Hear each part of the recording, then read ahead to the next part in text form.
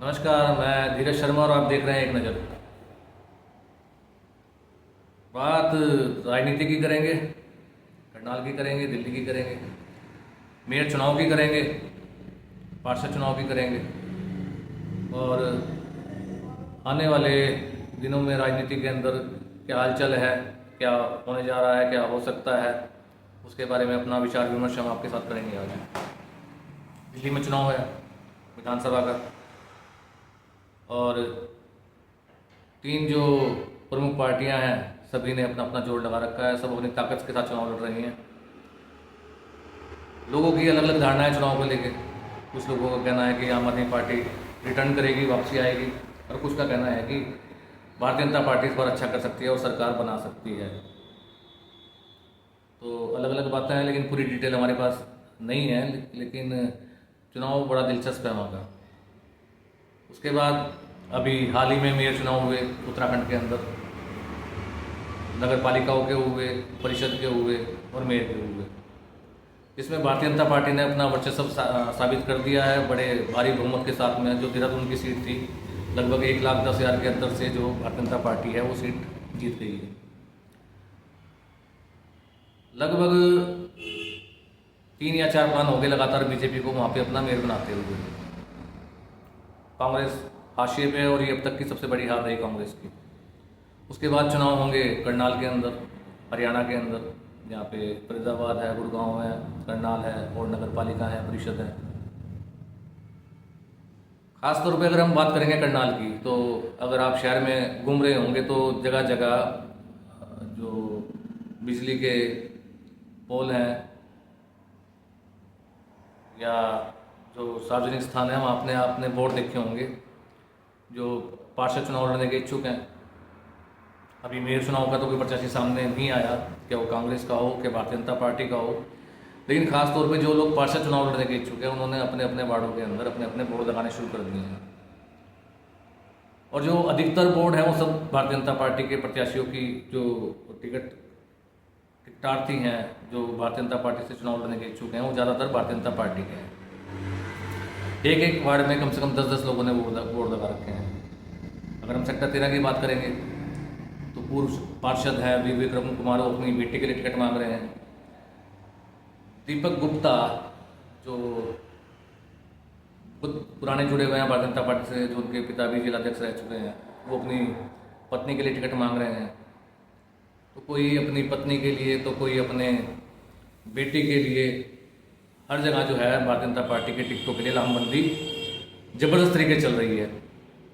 कांग्रेस का टिकट पाने के इच्छुक अभी तक कोई सामने, कम से कम ये जो बोर्डों की राजनीति है जो, उसके अंदर तो कोई नज़र नहीं आया।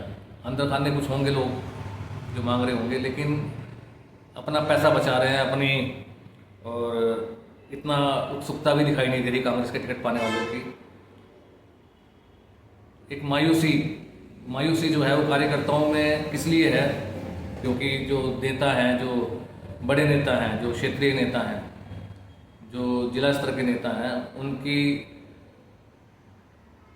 जो मायूसी है विधानसभा चुनाव के बाद, या जो उनका निकम्मापन है, वो खुल के सामने आ रहा है। कांग्रेस के कार्यकर्ता को ये नहीं पता कि पार्टी जो पार्षद का चुनाव होगा या मेयर का चुनाव होगा वो सिंपल पे लड़ेगी या समर्थन देगी या चुनाव ही नहीं लड़ने देगी। तो कांग्रेस का जो कार्यकर्ता है, जो कांग्रेस का टिकटार्थी है, या जो कांग्रेस के नेता हैं जो वार्ड वाइज जो बूथ संभालते हैं, या जो एमसी का चुनाव लड़ने के इच्छुक हैं, वो टकटकी लगा के जो अपने आकाओं की तरफ देख रहे हैं, लेकिन उनको कोई भी संदेश नहीं मिल रहा। कहा जा रहा है कि कोई कमेटी बनाएंगे ये लोग, प्रभारी बनाएंगे, सह प्रभारी बनाएंगे, उसके बाद वो टिकटों का आवंटन करेंगे। और सुनने में ये भी आया कि जो वोटर लिस्ट है वो भी फाइनल की जा रही है। तो उदासीनता है कांग्रेस की, और भारतीय जनता पार्टी के वर्करों में, नेताओं में जोश है। पिछले दिनों जो विधायक हैं जगमोहन आनंद, उनका बयान आया कि जो मेयर का प्रत्याशी होगा कांग्रेस का, वो 20,000 से ऊपर के वोट पाने में नाकाम रहेगा। मतलब कि बिल्कुल उन्होंने घोषणा कर दी कि एक तरफा जीत होगी भारतीय जनता पार्टी की, जबकि अब तक भारतीय जनता पार्टी का मेयर प्रत्याशी कौन होगा ये भी तय नहीं है। भारतीय जनता पार्टी ने अभी अपने मंडल अध्यक्ष नियुक्त किए हैं, उनकी कार्यकारिणी बनेगी और संभवतः 30 तारीख से पहले भारतीय जनता पार्टी अपना नया जिलाध्यक्ष भी घोषणा कर सकती है। तो कार्यकारी अध्यक्ष हैं इस टाइम ऋजु गुप्ता, जो निवर्तमान मेयर हैं रेणु बाला गुप्ता, उनके पति हैं, भारतीय जनता पार्टी के कार्यकारी जिलाध्यक्ष हैं। तो कयास ये भी है कि उनका जो कार्यकारी का जो टैग है वो खत्म होगा और वो परमानेंट जिलाध्यक्ष बन जाएंगे। अगर जिलाध्यक्ष बने तो ये भी तय है कि शायद उनको मेयर का टिकट ना मिले, उनकी पत्नी को ना मिले, क्योंकि एक पद और मतलब एक आदमी और एक पद का जो है सिद्धांत है भारतीय जनता पार्टी का। उसके बाद मेयर के जो प्रत्याशी हैं उनमें नाम चल रहा है किशन गर्ग का, डॉक्टर मनोज गुप्ता का, शम्मी बंसल का, योगेश गुप्ता का, किशन गर्ग का, आपका एक है सेक्टर 7 से जो पार्षद रह चुके हैं अरोड़ा जी, उनका, संजय पटला जी का। तो ये नाम है राजेश अग्गी।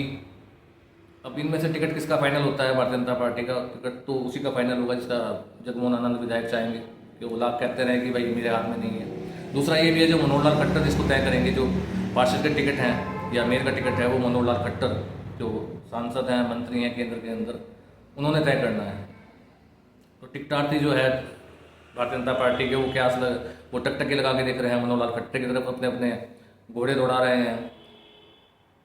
लेकिन जो कांग्रेस की उदासीनता है, जो उनके मेयर के जो प्रत्याशी हैं वो भी अनमने ढंग से टिकट मांग रहे हैं पार्टी से, क्योंकि ना तो संगठन है और ना ही कोई रूपरेखा है कांग्रेस की, ना किस मुद्दों पर चुनाव लड़ेगी वो नहीं है। प्रत्याशी तो कब पता नहीं कब तय होगा। जो पार्षद के टिकट पर चुनाव लड़ने वाले हैं कांग्रेस के, जो अगर सिंबल देती है कांग्रेस, तो वो शायद उनके टिकटार्थी भी पूरे हों या ना हों, बड़ा कहना मुश्किल होगा। और हो भी गए तो क्या मजबूत प्रत्याशी होंगे। और ये भी है कि बहुत से लोग जो कांग्रेस में आस्था रखते हैं, चाहते हैं कि कांग्रेस मेयर चुनाव के अंदर अच्छा प्रदर्शन करे, वो भी कोई बड़े नाम ऐसे हैं जो टिकट पे लड़ने के इच्छुक नहीं है। तो कुल मिला के कांग्रेस हाशिए के ऊपर है, भारतीय जनता पार्टी का मनोबल बढ़ा हुआ है। विधायक जो हैं सुबह जल्दी जाग के लोगों के बीच में जाके अपना जो संगठन है या जो लोग हैं उस पर पकड़ बनाने की कोशिश कर रहे हैं, और पकड़ बन भी रही है। क्योंकि लोग अगर पब्लिक के बीच में कोई विधायक जाएगा या कोई प्रत्याशी जाएगा, पब्लिक के बीच में रहेगा, लेकिन कांग्रेस का कोई अता पता नहीं है। तो 2 महीने शायद बचे हैं मेयर चुनाव के लिए, वार्ड चुनाव के लिए, और 2 महीने का जो वक्त है बहुत थोड़ा होता है। जो पार्टी अपना नेता प्रतिपक्ष नहीं चुन पाई, जो पार्टी अपना प्रदेश अध्यक्ष नहीं चुन पाई, जो पार्टी संगठन की और भी कोई विचार नहीं कर रही, उससे हम क्या आशा कर सकते हैं। तब आशा यही है कि वो कोई बेहतर प्रत्याशी यहाँ पे दे दे करनाल के अंदर, जो भारतीय जनता पार्टी के प्रत्याशी को टक्कर दे सके, जो एक लोकप्रिय चेहरा हो। लेकिन शायद कांग्रेस की जो अंदरूनी राजनीति है, जो भूपेंद्र सिंह हुड्डा जी हैं, जो सबसे बड़े नेता हैं हरियाणा कांग्रेस के, पता नहीं शायद कांग्रेस को ख़त्म करवाना चाहते हैं या कोई रग दबी हुई है। ये तो कयास हैं, लोग ऐसा कहते हैं। लेकिन सच्चाई क्या है, ये पर्दे के पीछे है। कौन यहाँ पे प्रत्याशी होगा कांग्रेस का, और भूपेंद्र सिंह हुड्डा जी क्या करेंगे, फिर वो जाट वर्सेस नॉन जाट वाला फैक्टर भी काम करेगा। तो आने वाला वक्त कांग्रेस का किस ओर जा रहा है, देश की राजनीति का किस ओर जा रहा है, करनाल की राजनीति का किस ओर जा रहा है, ये अगर आप गौर से देखेंगे तो उसका सवालों के जवाब आपको ज़रूर मिल जाएंगे। तो मेरा आपसे फिर एक बार निवेदन है कि इस वीडियो को जो आप लोग देख रहे हैं, जो भी मेरे शुभचिंतक हैं, आलोचक हैं, और अगर इनको वीडियो पसंद आए तो इसको लाइक, शेयर, सब्सक्राइब ज़रूर करें, क्योंकि आपका सब्सक्राइब करने से, लाइक करने से रीच बढ़ती है चैनल की। और हमारी तो कोशिश ये रहेगी आपको बेहतर जानकारी हम वक्त पर मुहैया कराते रहें। या वो करनाल की हो या बाहर की हो या देश की हो, ये प्रयास हमारा हमेशा रहेगा। दूसरी बात और कि हमने आपसे कहा था कि हम जितने भी प्रत्याशी हैं जो चुनाव लड़ने के इच्छुक हैं, हम उनसे आपको रूबरू कराएंगे। तो हमने बड़ा प्रयास किया, जो भारतीय जनता पार्टी के प्रत्याशी हैं तो वो तो एक बात कह के बचते नजर आए कि भारतीय जनता पार्टी में इंटरव्यू देने की फ़िलहाल टिकट से पहले परंपरा नहीं है। अगर हमने इंटरव्यू वगैरह किया तो शायद हमें टिकट मिलता हो तो भी नहीं मिलेगा, हमारा टिकट कट जाएगा। और कांग्रेस का तो कोई प्रत्याशी अभी सामने ही नहीं आया, कोई ऐसा टिकटार्थी जो कहे कि हम कांग्रेस के टिकट पर चुनाव लड़ेंगे, वो भी सामने नहीं आ रहा है। तो अभी इसमें वक्त लगेगा, शायद हो सकता है 10, 15, 20 दिन लगे, जब तक कि दोनों ही पार्टियां अपने पत्ते सामने रखें, खोल लें अपने पत्ते। अभी कोई भी पार्टी अपने पत्ते खोलने के लिए तैयार नहीं है। लेकिन मेयर चुनाव बड़ा दिलचस्प होने की संभावना है, क्योंकि एक जो वोट बैंक है, अगर हम पैटर्न देखें पिछले 3-4 बार का, क्या वो जब मनोहर लाल खट्टर चुनाव लड़े या फिर उनका मुकाबला किया त्रिलोचन सिंह ने, फिर नयाब सिंह सैनी चुनाव लड़े थे यहाँ से, फिर उनका मुकाबला त्रिलोचन सिंह ने किया, फिर तीसरा चुनाव हुआ जो जगमोहन आनंद के सामने सुमित्रा सिंह जो विर्क हैं वो चुनाव लड़ी थी। तो पहला चुनाव 54,000-55,000 वोट तो कांग्रेस को मिले, दूसरे में भी इतने मिले, तीसरे के अंदर 2-2.5 हज़ार का फर्क आया, 55-56,000 वोट मिले। तो एक बात तो तय है कि कांग्रेस का जो वोट बैंक फिक्स है वो है 55-56,000 का करनाल के अंदर। लेकिन जगमोहन आनंद ने दावा किया कि हम 20,000 से ऊपर वोट कांग्रेस को नहीं मिलने वाले, जबकि जो मनोज ओधवा जब चुनाव लड़े थे उनको मिले थे, निर्दलीय प्रत्याशी थे उनको मिले थे 61,000 समथिंग कुछ वोट मिले थे उनको। तो इतना वोट बैंक तो कांग्रेस का है, उसमें वो कितना इजाफा कर सकते हैं या एकजुट होकर चुनाव लड़ते हैं या नहीं लड़ते हैं, ये देखना एक दिलचस्प रहेगा कि कैसा प्रत्याशी कांग्रेस देती है करनाल के अंदर। तो जो भी जानकारी आगे हमें किसी पार्टी से संबंधित मिलेगी, क्या कांग्रेस की हो, बीजेपी की हो या अन्य पार्टी हो, वो हम आपके साथ शेयर करेंगे। और आज के लिए इतना ही। आपसे फिर एक बार निवेदन है कि लाइक, शेयर और सब्सक्राइब जरूर करें चैनल को। धन्यवाद। जय हिंद।